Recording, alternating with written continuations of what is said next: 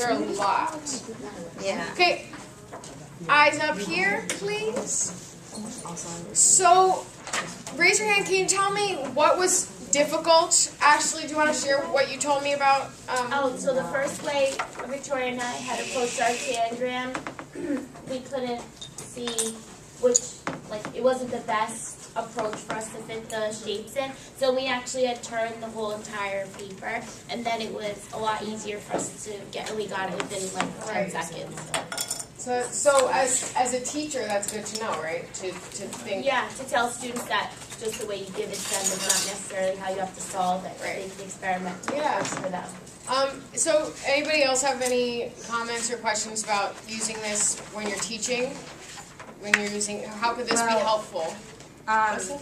Kara and Sarah were kind of having difficulty, so I would suggest starting off easy with students, maybe have them no, because some of these are really complicated, but you start off easier and then work their way up because they are a little hard. And then giving them, of course, more time. We can pass them around later. And there are so many variations of tangram puzzles. I think there's 65,000 or something. Oh my god, that's it. Yeah, but but the amount is finite. They found it. There's only a certain amount of ways that you can do that. Okay, so that's tangrams, and this is an interesting pattern. We'll go quickly, but this is an interesting. I think you have to go out of your PowerPoint, and then it'll be there. No, I think it's up. You just have to go, not the whole screen PowerPoint. I'm trying to. We kind of froze. History. It should be with Internet Explorer. Internet Explorer. Just take Internet Explorer. Yeah, they're all there. Okay. Just so as we went in the beginning, we were talking about the attributes of shapes and how it's just important for children who are going from the level 1 Van Heel or to the second level, understanding similarities between shapes. This is a cool one where it says all the blocks inside have the same shape, color, size. Some of the blocks outside belong with the blocks inside. Which blocks belong inside? So you bring in, so these are, I guess, they're all blue, right? So I'll bring in the blue ones. Come on. Try the mouse. Use the mouse. Yeah. Okay, great. Okay, press check. Okay, correct. All blocks inside are blue, and it's in blue. Okay, and then you can do next new problem, and I'll show you what happens if you get it wrong. So, okay, so these all have the same. So which ones will we put? They're all rectangles. Okay, so we'll put a couple of those. Yeah. Green. No, that green's a square. Okay, and then if you get it wrong, Let's do one that's wrong. go. Yeah, try the green. green. Wait, because check it underneath them. But Let's just try again because the green one was Aren't a squares square. rectangles? I know. Yeah. They are, are, but but rectangles are not squares. Yeah, Wait, and yeah, inside the rectangles. circle, they're all rectangles, that's why. Yeah. So if it was If with, they were squares, inside the circle, So you now put we check and see what it rectangle. says. All the blocks inside are rectangles. So it was weird that we couldn't put a square in there. Because a square is All a squares rectangle. are but I guess that's just to differentiate the difference Okay. between Yep. rectangles and squares. Okay, and so we're almost done.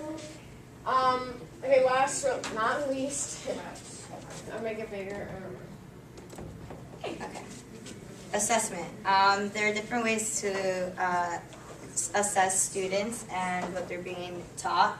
And one way is listening in on math huddles for geometric vocabulary.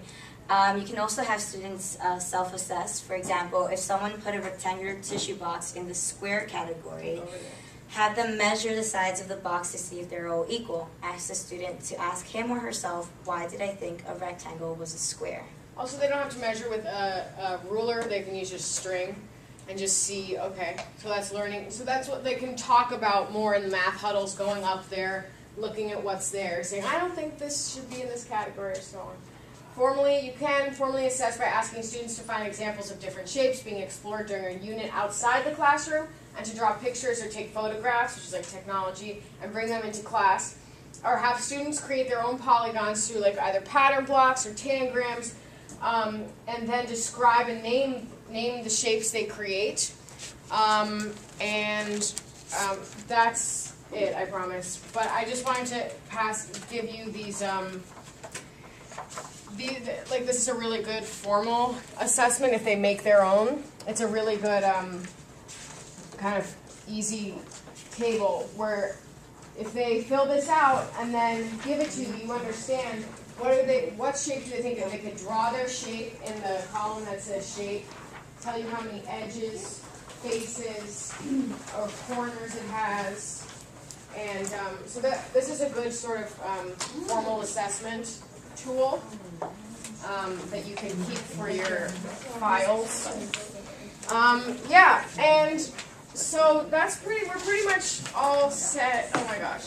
This is just also for you, but I'll give them out later. This is examples of, these are like worksheets that are really great that you can use with pattern blocks. Sort of like what we did with the fractions, except in second grade you might explore fractions once they understand the properties of the shapes. You kind of have to, I guess, make that decision on your own. So this is sort of like the hexagon can be split up into two trapezoids, and I'll give this to you, and you can see how little shapes make up bigger shapes. And this is also where the shaded parts sort of indicate how can you make those shaded parts using like what shapes, and they would write how many they used, how many triangles they used. So I'll give that to you for your files. And that's it. Just 2 quick books. This book's so awesome. It's called The Wing on a Flea, and it just has these amazing pictures. Just looking for like shapes in your environment. Yeah. Okay, you gotta wrap up. Okay, Yeah. so we're all done. You can look at the books later. Okay, bye, thanks.